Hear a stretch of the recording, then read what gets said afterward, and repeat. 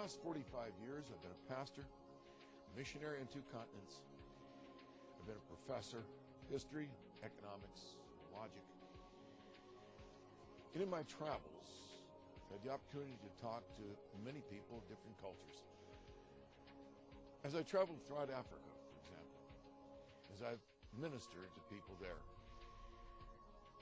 I've noticed that there is, well, you might say it's something I already knew, but the difference was shocking. You see,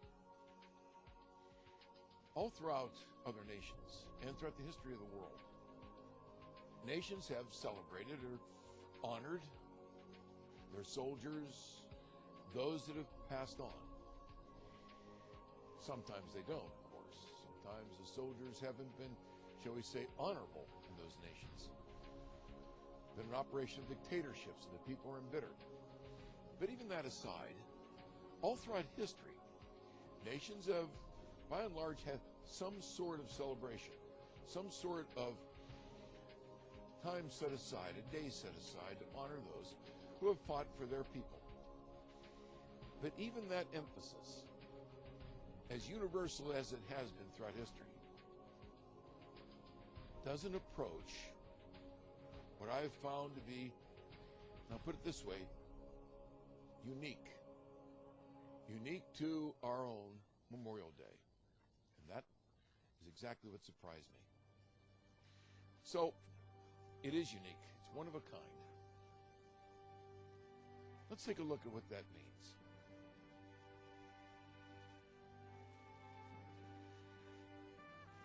Memorial Day is the holiday in which we honor those who died to defend our country from its enemies. We have kind of developed it further to honor those who returned, have since passed on. They returned from battle. And we've broadened the scope where, as you can see here in the picture, we honor those veterans among us who stand before us at various, parades and gatherings, speeches, and they receive the honor due from their countrymen.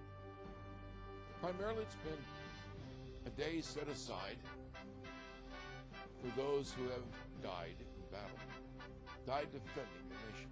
Memorial Day was previously called Decoration Day. From 1868 to 1870, the holiday was observed on May 30th. It was originally an unofficial holiday, and it was so for a grieving nation, following the horrors of the American Civil War. Memorial Day was officially recognized a federal holiday a century later in 1971. The day continues to honor and mourn the military personnel who died while serving in the United States Armed Forces. Ronald Reagan said it well when he said, "Some people live an entire lifetime and wonder if they have ever made a difference in the world. A veteran does not have that problem." But I said that there's something unique about Memorial Day. Yes, it's a day of parades, a day we honor our veterans, and we should. A day that we especially honor those who have shown that great love for their country that they gave the ultimate. But other nations have honored their soldiers in public ceremonies as well. The Romans honored their dead as a society, even to the point of worshiping the dead. Now, I bring up that fact because it illustrates a crucial difference concerning the millennial-old history of such ceremonies throughout the world. I want you to note the fact that, yes, the Romans and others honored their soldiers in their public ceremonies, but there's a big difference. Throughout the history of the world, war has had really only 2 purposes. The dominant purpose heretofore, before we come to our own Memorial Day, the dominant purpose of other civilizations, from the ancient Sumerians, the ancient Chinese, right on down through the Romans and the Greeks down to the present day, war's purpose was conquest. And out of conquest, spoil, rape, murder, plunder, especially of the countryside of the people that lost any particular battle. That's been war's purpose. Hence the soldier was the instrument of government policy to plunder other nations, sometimes to plunder their own people. The Romans often fought civil wars among themselves and plundered one another.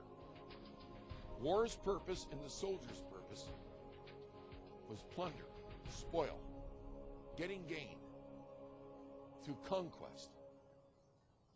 You know, there are those that say the early church was pacifistic. By and large, the early church was, well, like the churches today. There are some who are, shall we say, conscientious objectors. But the majority don't take that position. Same is true in the early church. But the early church, by and large, could not join the Roman legions and testified against it, but not for the reason that we might think. The New Testament honors the centurion. Christ honored the soldier. John the Baptist honored the soldier, but told them to be content with their wages. In other words, he said, no plunder, no rape, no murder of the innocent bystanders, those that lost the battle rather than neighboring towns and cities. Be content with your wages. That's important. You see, the early church testified that if a Christian went into the Roman armies, the pay generally was extremely low. That you got your gain, by, if you survived the battle, of course, by plundering. The plundering you took went in several directions, to the emperor, to the commanding officer, and you got, well, you might say, you gleaned the leftovers. So that meant that the plundering was savage, like stripping a field of every grain. Christian men in the early church could not do that. They didn't have a problem with fighting to defend their country. They had a big problem, obviously, with pillaging, plunder, rape, and murder. Now, many resolved it into the fact that they would go into the Roman legions and that they would simply accept their wages. That's it. So war's purpose and the soldier's purpose throughout history has been conquest, spoil, and plunder. But there's a second purpose to war. The one that makes, I believe, Memorial Day unique. The faithful defense of country, principle, family, and uprightness. You know, the Apostle Paul stated in 1 Timothy chapter 2 that we are to pray for all men, so we pray for society. But we pray for those in authority, and that includes the soldier. He is a civil magistrate. He is a man sworn by oath, a man or a woman sworn by oath, under authority of the civilian authorities of our country. And we pray for those in authority, including our soldiers. And the purpose is so that we might live in quiet and peacefulness and all godliness and honesty. Note the last several words. Quiet, peacefulness, godliness, and honesty. We pray for a society that the church helps to create. And in America, we've had, by and large, that kind of impact. The soldier's duty was not conquest. It was not plundering other nations. That was not acceptable in our society. We pray that we can live in peace with all godliness and honesty and not need or want the spoils of victory in some foreign soil, much less in civil strife in our own homeland. Historically, the American soldier and sailor and all the armed forces was indeed the creation of the Christian faith, its impact upon our society. Memorial Day represents an ethic that was placed and embedded in our society from the colonial era, where soldiers were expected to defend their people. You know, George Washington, and you can certainly see him here, carved in stone. General George Washington, and before that, of course, as a colonel in the French and Indian War, was a man of determined Christian character. It was he who said, Colonel Washington has observed that the men of his regiment are very profane and reprobate. He takes this opportunity to inform them of his great displeasure at such practices and assures them that if they do not leave them off, they'll be dealt with severely. Now, as we see his picture, we can see that George Washington, and we know this from the time he commanded, even in the French and Indian War, certainly as the general in our war for independence, set a standard of behavior in the camp. He did not allow profanity, let alone lewdness. He did not allow the spoils of war. Men would be court-martialed or even put to death for acts of rape, murder, and other excesses. In fact, his great demand in the Continental Congress was for chaplains. It was not an ancillary or an afterthought. He demanded the Continental Congress recruit and get chaplains, men of stature, men of authority, who could be with the men before the battle and pray with them during the battle, and many were killed, and after the battle, help them to grieve. They attended worship as the chaplains would lead the army, and it was commanded in the camp that the people worship. He disciplined profaneness. In fact, a little-known fact of the era is that it was typical for prostitutes to follow the British armies, and they started doing so with continental armies. They'd stay at a distance. They'd lure the men out. Washington ordered the harlots, the prostitutes, away. And when they'd stay at a distance, attempting to lure the men, he ordered his men to the bayonet and advanced on them. Imagine, men with bayonets advancing on the prostitutes. Well, nothing happened, other than the fact the prostitutes got the message and fled. He had no intent of harming them, but he made it clear that kind of behavior was unacceptable and would be disciplined in the camp. Prayer and worship were regular in Washington's camp. Chaplain Reverend William Emerson made this statement. There's a great overturning in the camp as to order and regularity. The generals, Washington, Richard Henry Lee, are up and down the lines every day. New order from His Excellency are read to the respective regiments every morning. Please note this, after prayers. Washington and the other commanders at his side gave the orders after the men were at prayer. He wanted them to understand that even though they're fighting a war, that going before the Lord in devotions triumphed over every other consideration. And when he could do that, unless pressed by the imminent attack of the British, prayer nonetheless was to be made every morning, regiment by regiment. And then orders were read. You see, he was teaching them what he understood. That those in authority have only derived authority, and that is especially true of a soldier. And why is that? Well, a fellow by the name of Alexis de Tocqueville, in about 1840, wrote his classic work, Democracy in America. And by the way, democracy was not a good word. He was fearful of it. He was saying that America was being moved in sentiment from a republic, a constitutional republic, to simple majority rule. But he noticed something. What restrained America's moral decline was this. He said, among the Anglo-Americans, there are some who profess Christian dogmas because they believe them, and others who do so because they're afraid to look as though they did not believe in them. Now, stop a minute. Two kinds of people in America. There are those who really are Christian people.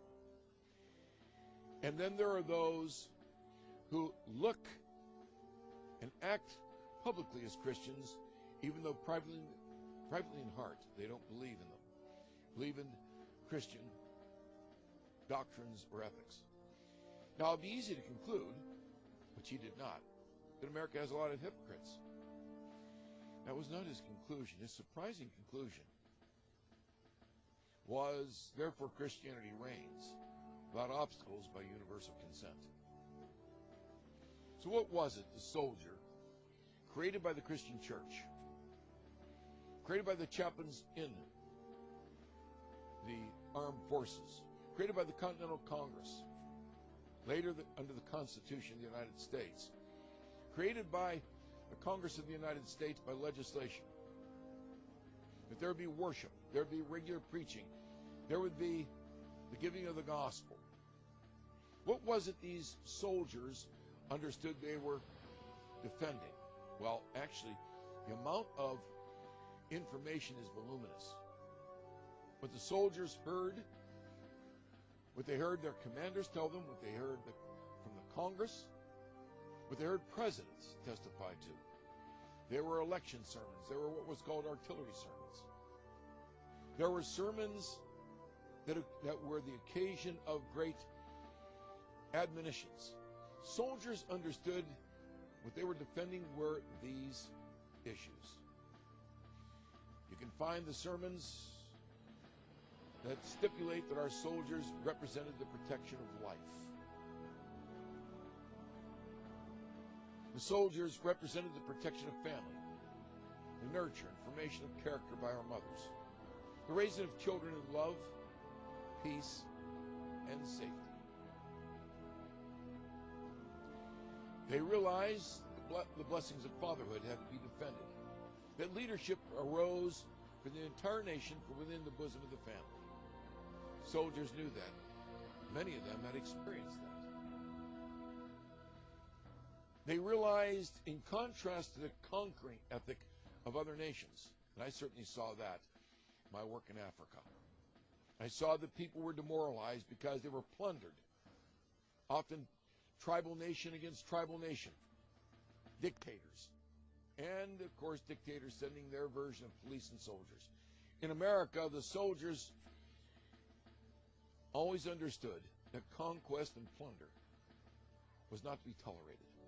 Rather, America defended, throughout most of its career thus far, honest work, to freely earn our daily bread, but not conquest. They represented the protection of the freedom to pursue every man and woman their calling, what they do best, be it in the arts, the sciences, medicine, ministry, education, business, family, whatever it might be.